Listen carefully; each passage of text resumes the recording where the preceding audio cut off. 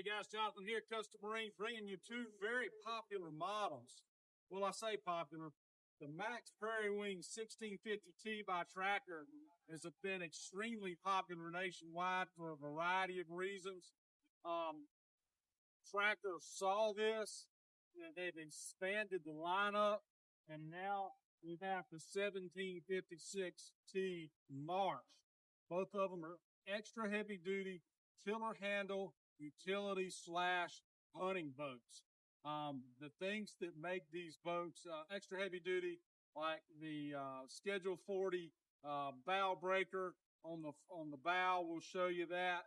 Also, to the 125 gauge aluminum used throughout, and then not only do you have a nice keel guard on the boat, you also have an icebreaker on top of that.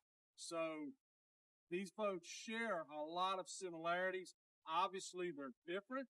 The 1756 is a 17-foot long boat, 56 inches across the bottom.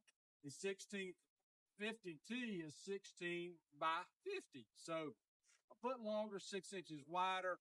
The primary difference between the two in terms of features is there's a lot more storage in that 1756. There are more places for them to be creative and find places for storage that you may or that you'll probably like, whether it's worth going up in the size and price and footprint for you.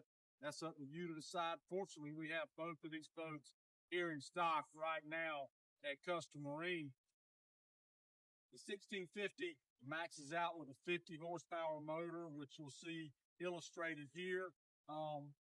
60 horses on the stern of this 1756. So both of these boats get the value of a fuel-injected 4-stroke Mercury tiller handle style motor on the back of the boat, which is going to propel both very, very well.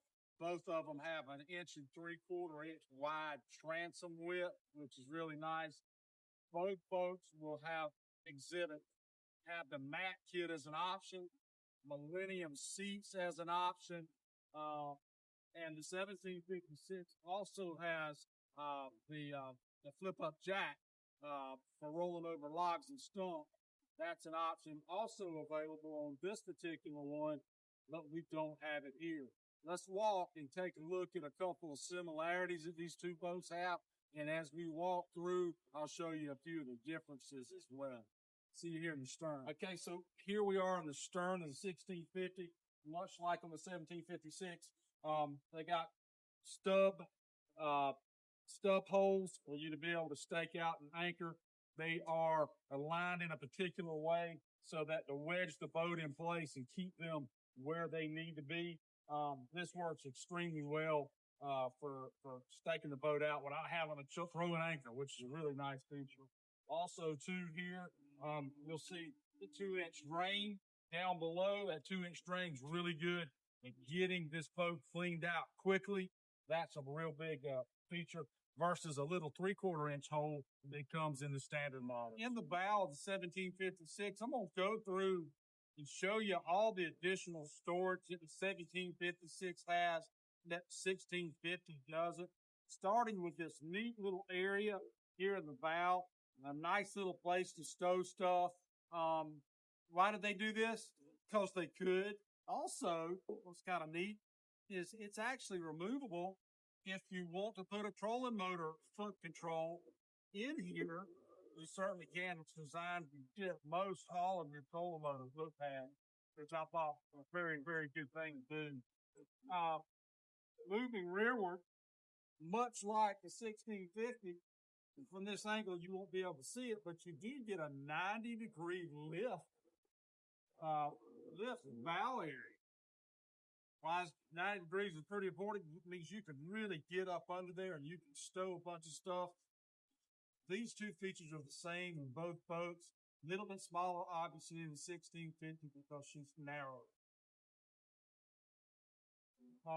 Nice gun box, rod box. We do not have this in the 1650. Lockable.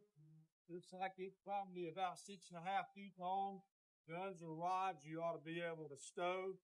Also, too, a nice tray built into the side here Again, guys, they made a bunch of use of the extra 6 inches in the 1756, which is great if you can accommodate or need a boat this size.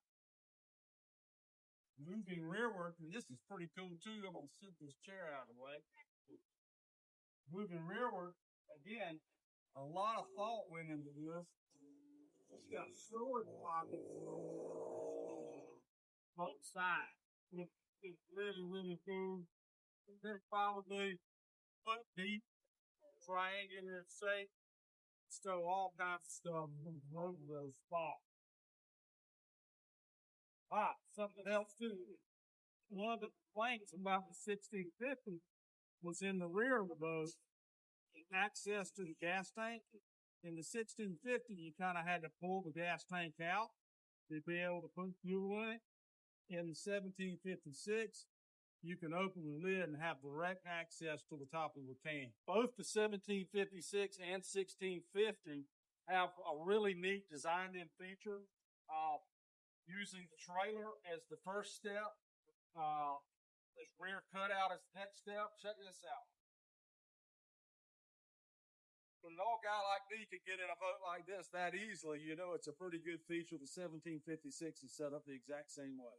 Guys, both the 1756 Marsh and 1650T have a very similar design specifically for their hull backtrack galvanized and powder coated trailer with spare tires, radial tires, and aluminum rims for you guys that are going to go in salt water.